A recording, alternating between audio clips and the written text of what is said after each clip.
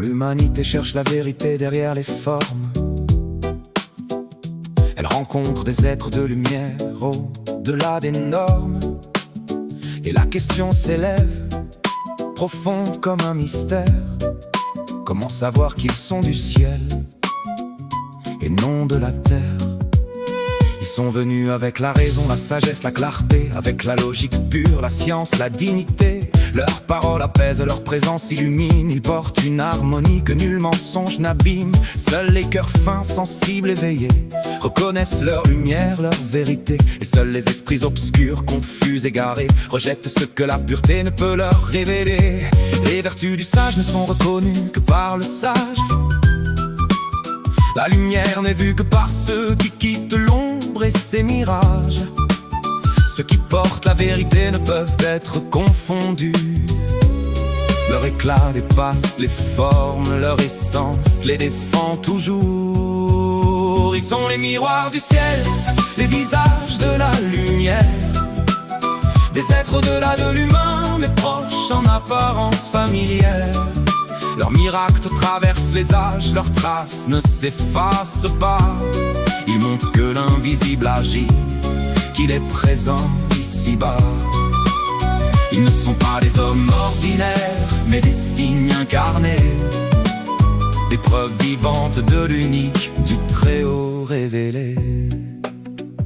Leurs prodiges demeurent inscrits dans les civilisations, dans les récits anciens, les mémoires, les traditions. Ils ont brisé les limites, dépassé les lois du monde, pour montrer que leur essence est pure, profonde. Ils nous ont appris à nier la forme et à saisir la capacité, à voir au-delà du corps, à reconnaître la réalité. Leur science n'est pas apprise, elle est donnée.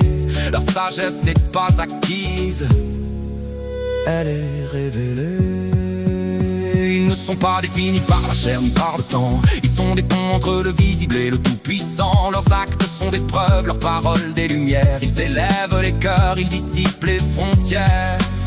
Tu demandes si le Créateur est éternel, présent en tout lieu. Pourquoi ne le voyons-nous pas comme autrefois de nos yeux? Parce que la vision n'est pas celle du regard matériel, mais celle du cœur, de l'esprit, de l'intellect essentiel. Il est présent toujours partout, sans voile ni absence. Mais les faux humains dressent des murs, obscurcissent la conscience. Pourtant il n'a jamais cessé d'envoyer des guides éclairés, des sages, des savants, des livres, des vérités. La lumière demeure, la lumière demeure. Reçoit ses messagers, ses éveilleurs. Parmi les hommes, les porteurs d'une essence supérieure. Ils enseignent la connaissance, la sagesse, la droiture. Ils rappellent l'unité, la vérité pure. Les livres qu'il a révélés, les sagesses qu'il a inspirées sont des chemins vers lui, des portes vers sa clarté. Les causes sont multiples, mais la source est unique. Les noms sont nombreux, mais le sens est identique. Ils sont les miroirs du ciel, les visages de la lumière. Des êtres au-delà de l'humain, mais proches en apparence familière. Leurs miracles traversent les âges, leurs traces ne s'effacent pas.